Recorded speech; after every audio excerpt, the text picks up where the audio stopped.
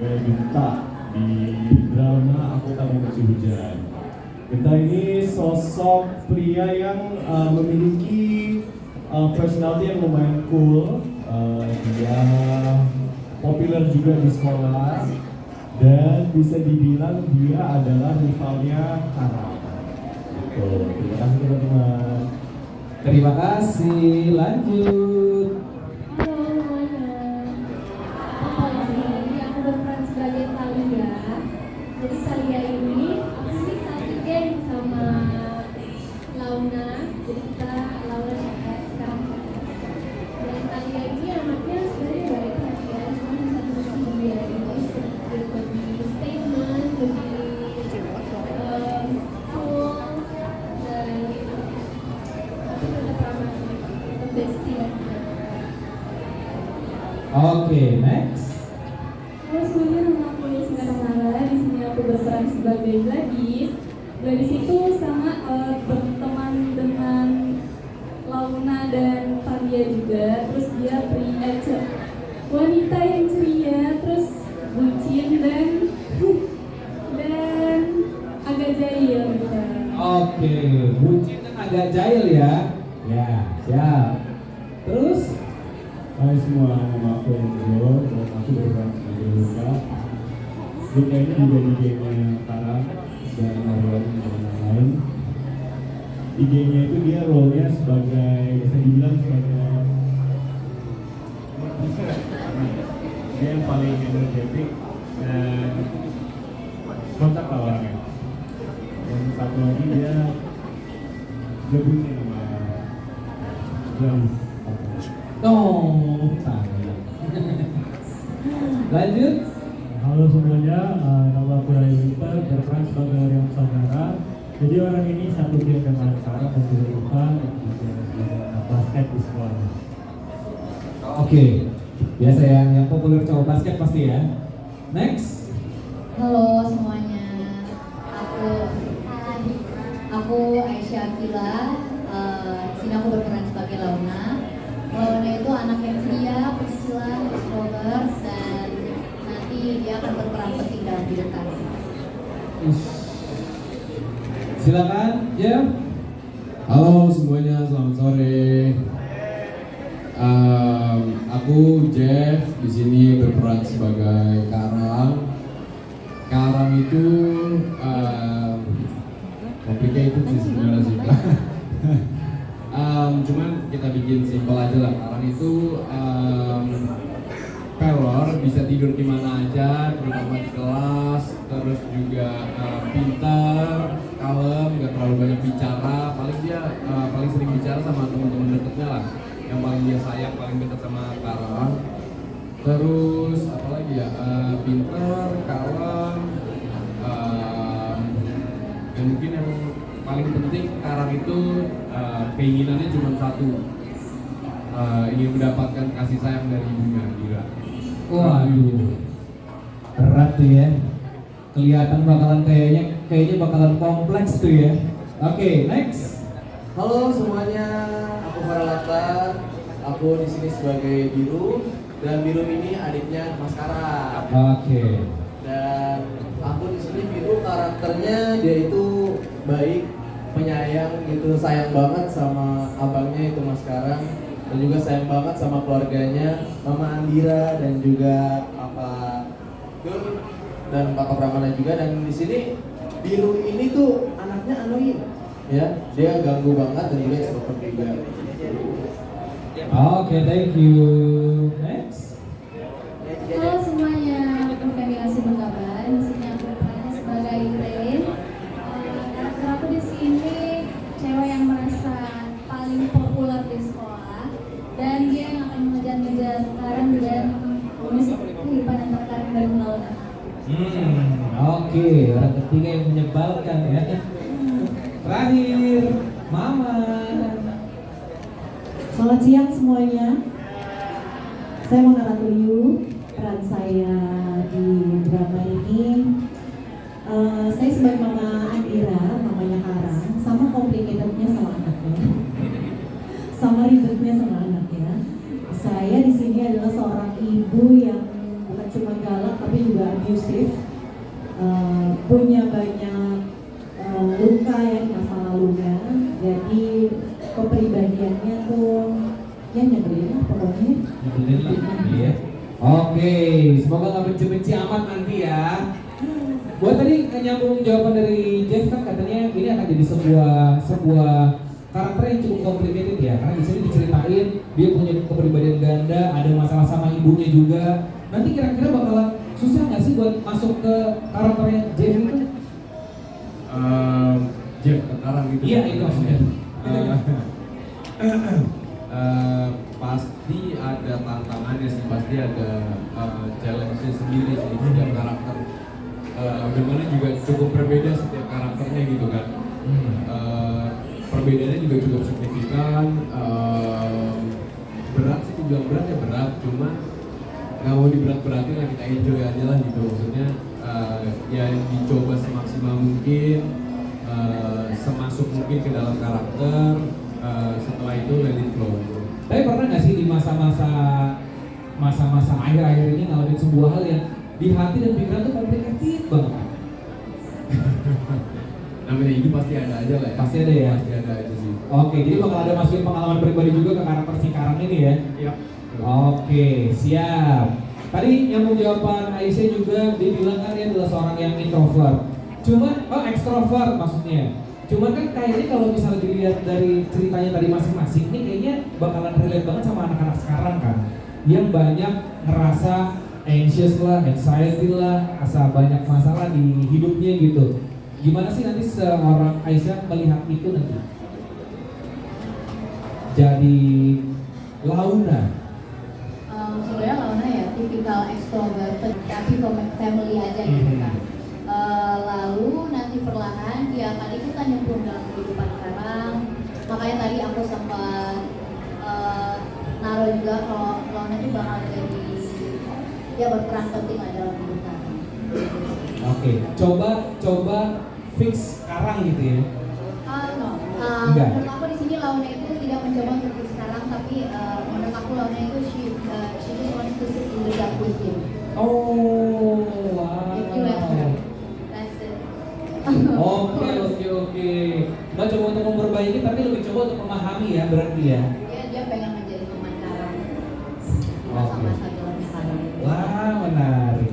Kalau Kamona sendiri, ini kan in real life beneran seorang ibu ya. Pasti kan berinteraksi walaupun mungkin anak Kamona belum seusia Karang sekarang, belum seusia Jeff gitu ya.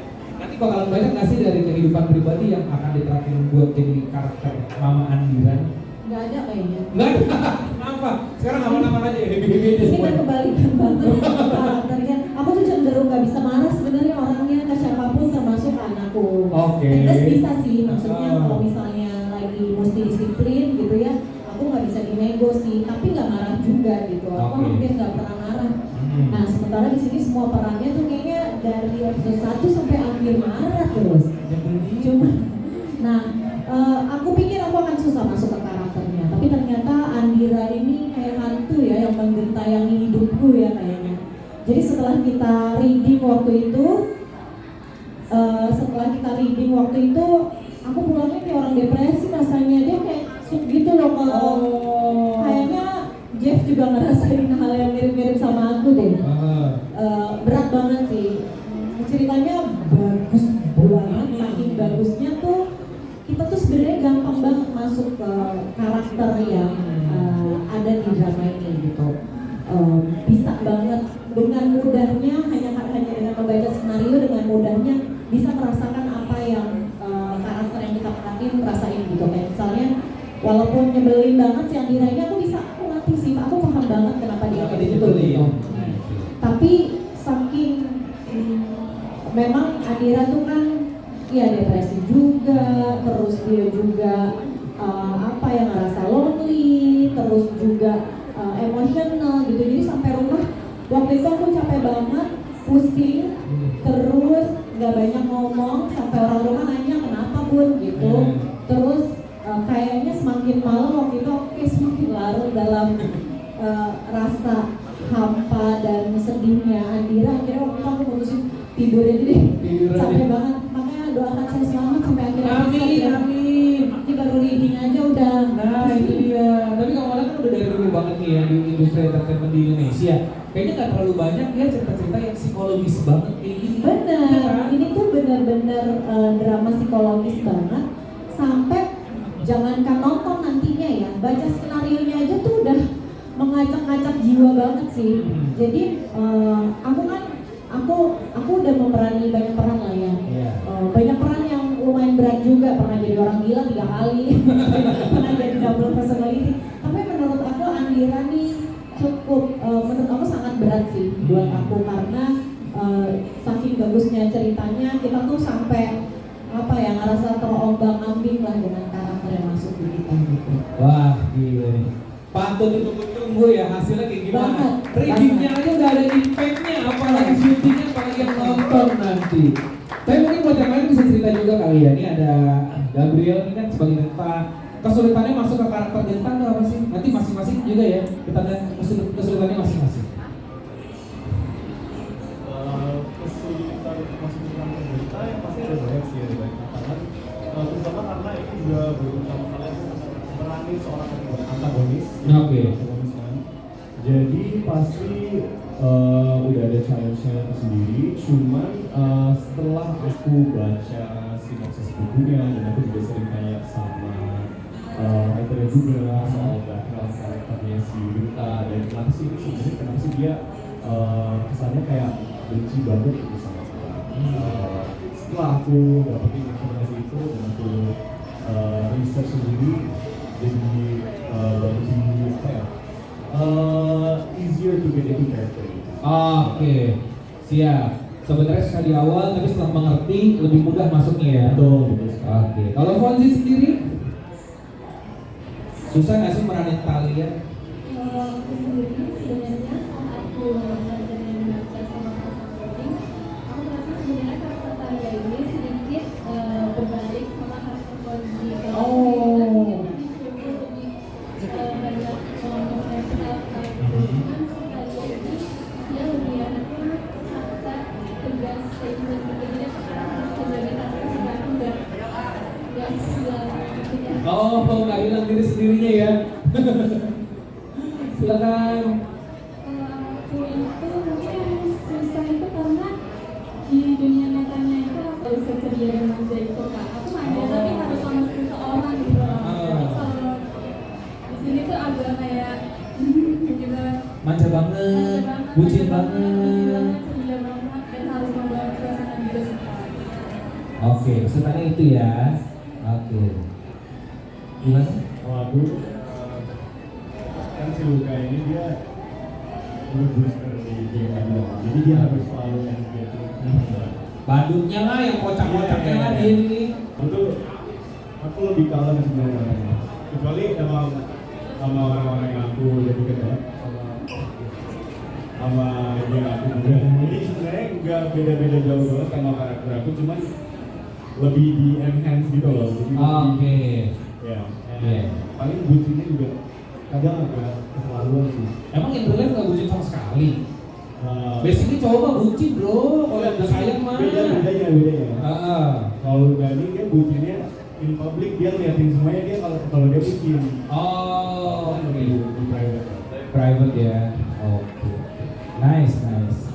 Silakan. Kalau untuk meraih Oreo kesulitannya ada cuma nggak terlalu banyak karena Oreo ini sifat Sombong ya boleh lihat nih. Ada tapi nggak terlalu banyak nih. karena sifat Oreo ini nggak terlalu berbanding jauh dengan sifat asli. Oke. Asli itu maksudnya apa ya, paling yang susah itu karena dia ngeluarin effort lebih buat mencari tadi ya.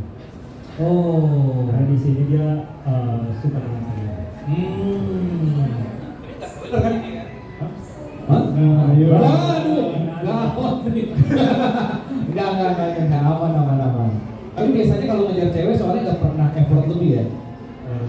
Pernah sih, kan udah terlalu sering. Lu nggak ganteng banget atau gimana? Hah? Nggak gitu bang. Iya ya ganteng sih ya kan. Oke, silakan Aisyah.